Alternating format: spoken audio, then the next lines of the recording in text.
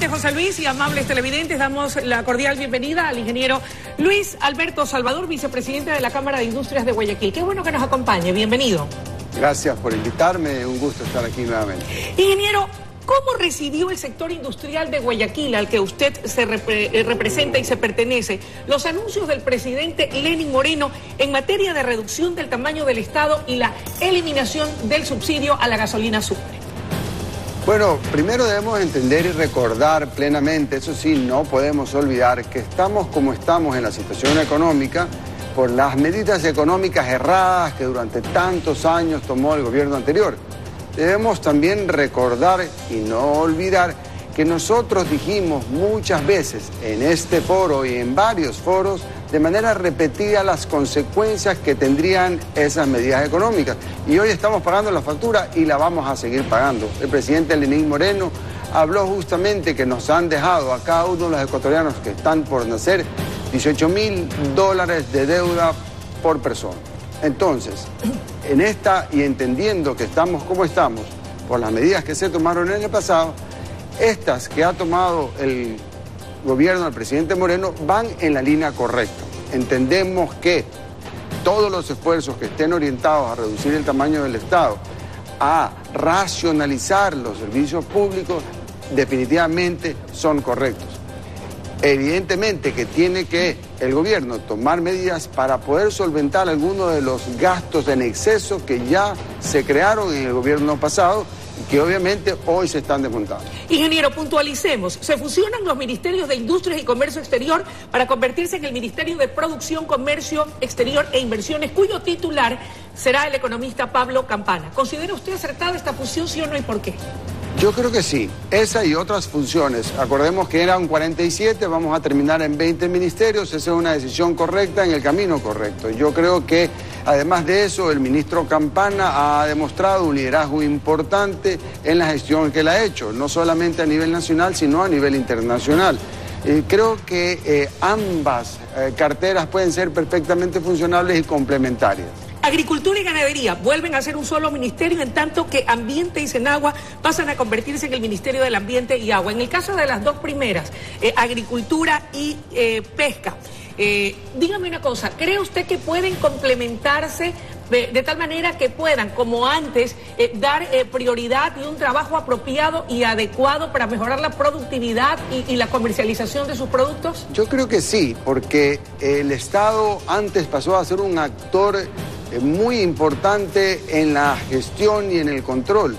El control no hay que perderlo. El Estado está para dictar políticas públicas y para lograr que eso se habilite. Entonces, había exceso de personas trabajando en los ministerios y obviamente al racionalizar el número de personas que están en los ministerios, se puede funcionar sin perder el norte, que es promover, controlar los sectores agrícolas y pesca que son tan importantes para el país. 1.500 burócratas saldrían del sector público a propósito de estas medidas, lo cual, de acuerdo a lo que indican los funcionarios, significaría un ahorro sustancial para el Estado ecuatoriano. No obstante, ¿podrán estas fusiones coadyuvar a reducir la tan cuestionada tramitología, así como los costos de producción en el Ecuador y, consecuentemente, los altos costos del consumo? Bueno, muchas de las personas que estaban trabajando necesitaban tener justificación de lo que hacían. Cuando había un exceso de personas, entonces se creaban también una serie de medidas de control, excesiva sobreregulación, en fin. Y todo eso, justamente en el momento que se toma la decisión, como se está tomando, de eliminar una serie de trámites, va también a reducir la necesidad de burócratas que estén haciendo control o ese trabajo de escritorio que estaban haciendo. Yo creo que la decisión es positiva, hay que seguir reduciendo el tamaño del Estado y asignándole al sector privado las funciones que antes tuvo el sector público, que nunca la debieron haber tenido. El anuncio del gobierno nacional ha sido altamente positivo. Incluso el presidente Moreno, mediante el decreto 491, ha dispuesto a las Secretarías de Presidencia, Planificación y Desarrollo y Jurídico, en un plazo de 30 días, actuar en su implementación, elaborando los instrumentos necesarios que permitan la optimización del Estado ecuatoriano. ¿Es tiempo suficiente? ¿Estamos contra reloj, ingeniero? ¿Debemos ir con esos cambios sobre la marcha? Definitivamente nos gustaría que el ritmo de estas medidas que se vienen tomando hace algunos meses atrás fuera más rápido, más acelerado. porque debemos de tener conciencia de que la competitividad del país está en riesgo por una serie de cosas, por la sobreregulación, por el exceso de la burocracia y por sobre todo la corrupción. Todos estos sobrecostos que se generan en la corrupción lo tiene que pagar alguien, y en este caso los pagan los ecuatorianos a través de los impuestos, a través de, obviamente, de todos los cargos que tienen que cubrir, ¿no es cierto? Hablamos entonces de que a menor corrupción va a haber mucho menor demanda de recursos, o se van a poder reorientar esos recursos a donde verdaderamente se lo necesita, que es apoyar al que más lo necesita. 100 millones de dólares anuales será lo que logre recaudar el Estado del bolsillo de los ecuatorianos por concepto de la eliminación del subsidio a la gasolina súper. De acuerdo a los entendidos de la materia, ingeniero, esta era una medida necesaria. Usted como representante del sector industrial, ¿qué opina? Nosotros siempre hemos dicho que los subsidios deben de ser racionalizados, focalizados, para lograr justamente que quienes se vayan a beneficiar de esos subsidios lo reciban. Pero también debemos de entender que hay sectores productivos que hoy hacen que la inversión a través del subsidio que reciben sea muchísimo más eficiente. Por ejemplo, el sector pesquero, que contrata más de 50.000 personas. Pero no solamente eso, por cada dólar que recibe en subsidio a combustible, produce 11 en exportaciones al país. Entonces, cuando hablamos de sectores productivos que reciben ciertos subsidios, hay que tener muchísimo cuidado. El trabajo tiene que ser técnico, enfocado y ajeno a cualquier vicio político. Es decir, debemos de lograr entender que hay sectores que deben de mantener su subsidio. Asimismo, hay sectores como la gente más de menores recursos que debe seguir recibiendo el gas a los valores que lo recibe. Pero debemos entender que los subsidios deben de ser focalizados y racionalizados. Pero también saber que hay sectores productivos que hacen que esos subsidios sean muchísimo más beneficiosos para el Ecuador.